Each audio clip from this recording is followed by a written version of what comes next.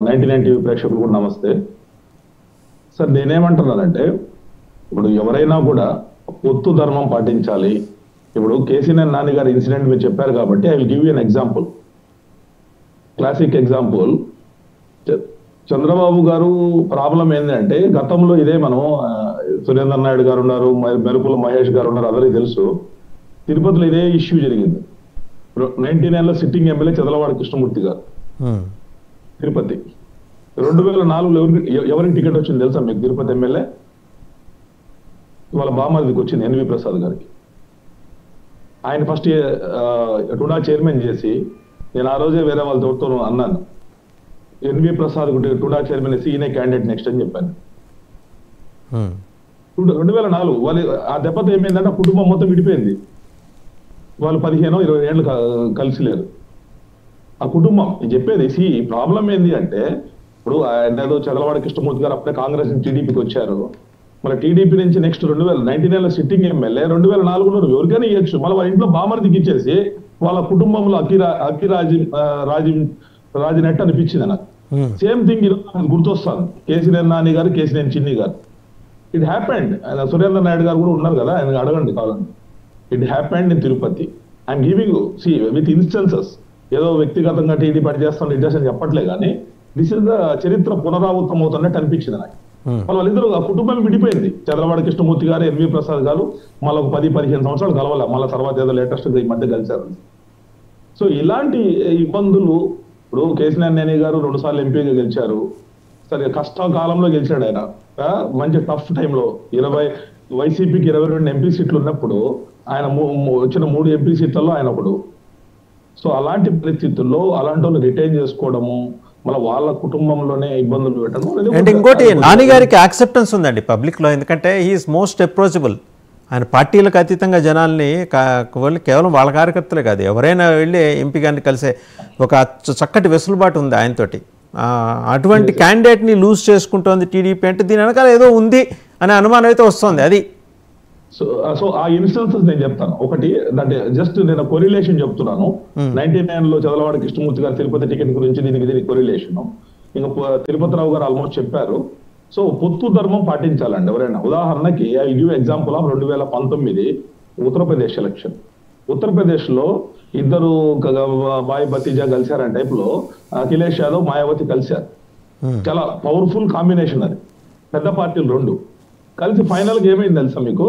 14లో బహుజన్ సమాజ్ పార్టీకి 0 ఎంపీలు వచ్చాయండి. 14లో 19లో వీళ్ళిద్దరు కలిసినాక ఆ రోజు సమాజ్వాదీ పార్టీకి 5 ఎంపీలు వచ్చాయి 14లో.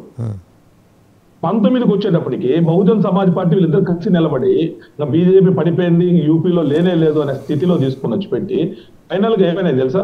బహుజన్ సమాజ్ పార్టీకి 10 ఎంపీలు వచ్చినాయి, సమాజ్వాదీ పార్టీకి 5 ఎంపీలు. వాళ్ళకి గతంలో వచ్చిన 5 ఎంపీలే ఉన్నాయి. వీళ్ళు 0-10 వచ్చారు, వీళ్ళు 5 నుంచి 5 వచ్చారు. ఇమీడియట్ గా ఎక్కడ ఉన్నారో అక్కడే ఉన్నారు, ఎక్కడ మొదలెట్టారో అక్కడే ఉన్నారు. అల్టిమేట్ లబ్ధి పొందింది ఎవరంటే ట్రాన్స్ఫర్ ఆఫ్ ఓట్స్. ఇక్కడ కూడా మనం ఆలోచించాల్సిందే ట్రాన్స్ఫర్ ఆఫ్ ఓట్స్. నేను చెప్పేది ఏంటంటే సమాజ్వాదీ పార్టీ ఓట్లు బహుజన్ సమాజ్ పార్టీకి ట్రాన్స్ఫర్ అయినాయి. వేరేజ్ బహుజన్ సమాజ్ పార్టీ ఓట్లు సమాజ్వాదీ పార్టీకి ట్రాన్స్ఫర్ కాలేదు. అంటే మనం అనుకుంటున్నాం there is a mathematics is there. Janasena, TDP అనేది మంచి మ్యాథమెటిక్స్ బానే ఉంది. ఇప్పుడు కెమిస్ట్రీ వర్కౌట్ కావాలంటే పొత్తు ధర్మం పాటించాలి. తిరుపతి రావు గారు చెప్పినట్టు I can give some more examples. Tirupati Rao garu Srikakulam Vizianagaram ఆపేసినారు. నేను ఇంకా కిందికి రావాలంటే వస్తా. ఓకే, ఆయన చాలా డిప్లొమాటిక్ గా చెప్పారు. కామినేని శ్రీనివాస్ గారు ఎప్పుడైతే బీజేపీ టీడీపీ విడిపోయిందో తర్వాత ఏమైనా ఒక్క రోజున చంద్రబాబు నాయుడు గారి గురించి మాట్లాడినారండి? విడిపోయినప్పుడు ఏం చేయాలి? టీడీపీ పర్సనా బీజేపీ పర్సనా? Is BJP MLA pumped by from TDP and given as a minister from BJP quota. 4 ఏళ్లు ఎంజాయ్ చేసి తర్వాత ఒక్క మాటన చంద్రబాబు నాయుడు గారిని మాట్లాడారా? తర్వాత క్రియాశీలకంగా బీజేపీలో ఉన్నారా? ఇవన్నీ కూడా మనము డిప్లొమాటిక్ గా sir we should be very it is not a fact. Surendra Naidu గారు మీరేమంటారు? సురేంద్ర నాయుడు గారు ఇంకొకటి ఉండండి, ఒక్క నిమిషము. వాసు గారు, తిరుపతిరావు గారే చెప్పడం లేదు, సురేంద్ర నాయుడు గారు ఏం చెప్తారులే కానీ చెప్తాను. ఓకే, తిరుపతి గారే వెరీ సెలెక్టివ్ గా మాట్లాడినప్పుడు నేను ఇంకోటి ఏం చెప్తున్నానంటే సేమ్ థింగ్. కారు మంచి జయరాం తిరుపతి ఎంపీ క్యాండిడేట్ ఆయన టీడీపీ నుంచి బీజేపీకి దిగుమతి చేశారు. ఆయన ఎంపీగా 30,000 ఓట్లతో ఓడిపోయారు. తర్వాత ఏం జరిగింది తెలుసా? మళ్ళా మీకు ఎప్పుడైతే టీడీపీ బీజేపీ పొత్తుకుపోయిందో మళ్ళా నేనేమంటున్నానంటే ఇలాంటి పొత్తు ధర్మాలు పాటించకుండా ఇప్పుడు జనసేనతో కానీ ఇప్పుడు లాయల్ గా ఉన్నారు అలయన్స్. ఎందుకు ఈరోజు బీజేపీ ఆలోచిస్తారు తెలుసా మీకు?